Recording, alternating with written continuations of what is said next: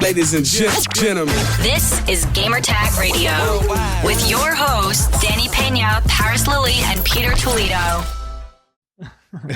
Okay, so I'm Yannick Banchero. I'm the creative director on The Division 2, working from Massive. I've been at Massive for almost 10 years, all those 10 years on The Division, Division 1 and Division 2.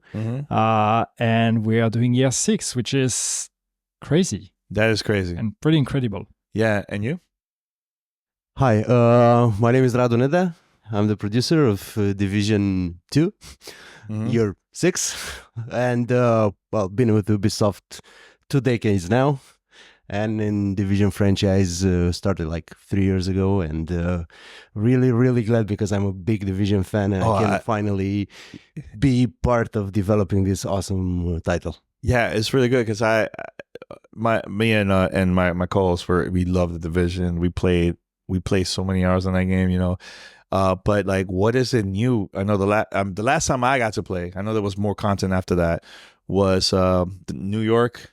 I'm originally from New York too, so I got really happy to see, you know, the game going back to the city and everything. So what else? What's new with this new content coming up? Well, I mean, you've missed a lot. I missed a lot. A few years of content. We've had a bunch of seasons for the past few years, and now we are starting year 6 with year 6 season 1, but it's starting tomorrow for us. I don't know when this comes out, but it's for us in the present, it's tomorrow. This is the first update of the 6th year. We have big plans for the year. We call it a year of transformation, and it's really about rethinking a lot of the foundations of how do people engage with the game today. So really the life model, the seasons, the access to everything in the game. So there's a lot of changes that are coming throughout the year, and hopefully, you know, once we're done with all those changes, the game is even better than it's been until now, and ready for even more years of content after that. Is this more like a little bit of story, or this is more like new activities, new bosses, new, like, you know, bounty stuff like that? That's the type of stuff we're going to get to see in this new... Yeah, it's a mix of both. We're continuing the story, and we've been doing that for the past few years already. And as you may have seen with the trailer we just released, with this season, we are actually going after Keener, who we found out in the last season that he survived the events of Warlands of New York. He actually faked his own death. He's back. But with a twist, because he's back, but he's not necessarily your enemy. He wants to talk.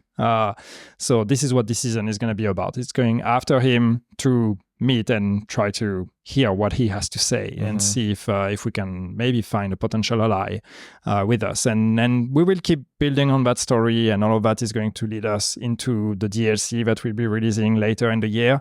So there's going to be a lot of story and mechanics and a lot of changes to the game as well. Yeah. How's it been? You know, every year, new content, new stuff. Like, you know, you guys, I mean, I've been to the studio a couple of years back, and I got to see like behind the scenes, you guys working and stuff. And it was really cool to see that. I can't believe you guys are still adding new content in there, man. You know, so like, how's it been for both of you, you know, just coming up with like new stuff for the game? I'm going to use one word, challenging, but that's an understatement. It's been crazy. I mean, we just celebrated the 60th title update since Division 2 launched. And we kind of had a small celebration. It's a big number for everybody. All the teams, the studios, which are right now working on Division 2 live, are very, very involved. Everybody has its specific role in creating what will ship today, and also looking onwards, year 6, 7, who knows? 100, who knows? Who knows? Yeah. But it's, you know, there's one thing, but it's it's the passion. I think everybody who works on this game, and you hear that a lot, but it's just it's so true with this game, and the team we have rebuilt, because, you know, at some point the project was going to go down and be sunset, and then we've rebuilt a whole new team, we've rebuilt a whole new pipeline, and started, you know, releasing content again and seeing the passion of the team to really keep driving forward and pushing and growing the game, not just maintaining it, but growing, and seeing where we stand today. And again, doing the 6th year of content. I mean, it's like, I remember shipping this game when it came out. I remember meeting with you. Yeah. I remember going to the launch event, preview event, but it was really cool. Like I got excited. I remember playing the game, and then we took a little break, and then we went back. It was like, okay, now we're gonna try out the end game for the first time. I was like, damn, this is good. This is really, really the good. Invasion, I remember. Yeah, that was cool. It was awesome, man. So like, I know you guys get a lot of feedback from the fans. Fans could get a little bit complicated, with so much feedback. So how's it been also getting feedback from the community, of them wanting, like, you guys should add this and add that? Like, how's that been for you? Well, it's priceless, right? And of course, you have to filter through the feedback. Sure. And that doesn't mean just listening to the positive. We have to listen to the negative, but it's important to filter through the way the feedback is worded. But ultimately, we wouldn't be here today without our community and without our fans, literally. Like, the game survived and the game kept going because of the support from the fans. So there's really no understating how important and crucial the community and the fans have been to the success of this game. So of course we owe it to them to listen to what they have to say and to try to shape a game that they will be proud to play and proud to talk about. So when you guys, okay, let's say year 5, year 6, whatever, like right before it comes up, what is it that the goals of adding new content in the game? Is it activities? Is it, like you said, a little bit of story? What is that you guys are always focused first on that before working on the content? I would say that first and foremost is continuing the story, because it's a story-driven game. Besides that, we want to diversify the activities, and we have a huge world. It's a very, very big game. I mean, right now we're talking more than 100 hours to complete the game, experience every activity, and we want all to improve this through the seasons that will come. So you said something related to endgame. Yeah, the season that starts tomorrow, this endgame will be accessible to all former players and current players which didn't own Warlords of New York expansion, just to keep on enriching their experience in the Division 2 universe. That's really cool. Very cool. I was gonna also ask, is this also still same locations? Or is the new locations you guys are adding in there for the concept? So no, I mean it's been a while for me, so it's new for me. We're reusing. We're in Washington DC.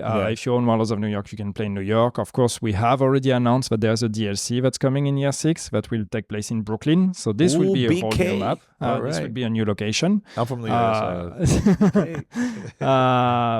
But we are not talking about that just yet. We're keeping that one under wraps, and we'll reveal it later. But yes, there will be new location. Can I ask why Brooklyn? Because it's cool. Okay, there you go.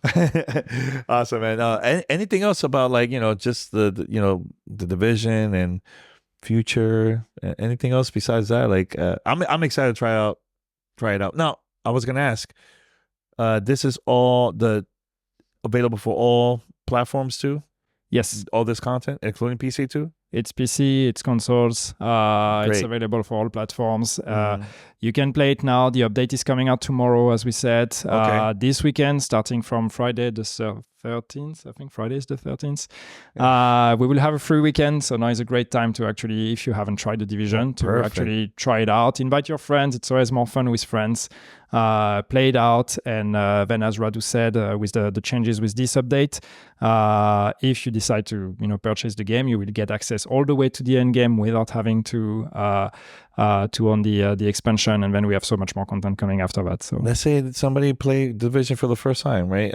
Are they going to be overwhelmed with the amount of content that they're going to be available in the game? That's a lot. That's a lot of content. So actually, that's one of the reasons why, or one of the thinking we have when we are doing Seasons 2.0, which is the big season revamp we're going to do in the second season. So not the update coming in here, but the one after that. One of the thinking is also, how do we reorganize the end game and how do we rethink the new player experience for a new player. So we introduce everything progressively as they progress throughout and reach the end game. So it's not this overwhelming like in the Division and many experiences like that where you play the story, you reach the final level, and then you see all these dots and all this stuff, a mountain of content that just falls on you. So we're going to rebuild that in the Seasons 2.0 revamp where everything is going to be progressively introduced to you. So we prepare you for the end game. So when you reach the end game, you have already all the tools you need. Cool, man. Anything else you want to wrap it up?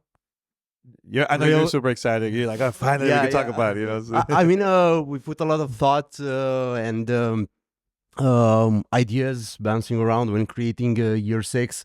It's amazing that we've reached this. Can't wait to reach the players of our hands, to reach the players' hands. Yeah. And like Yannick said, I'm waiting for their feedback and always listening to their voice. Awesome, man. But thanks a lot for the interview. Good seeing you again, man. Yeah. Thank you. Awesome. Thank you. Yeah.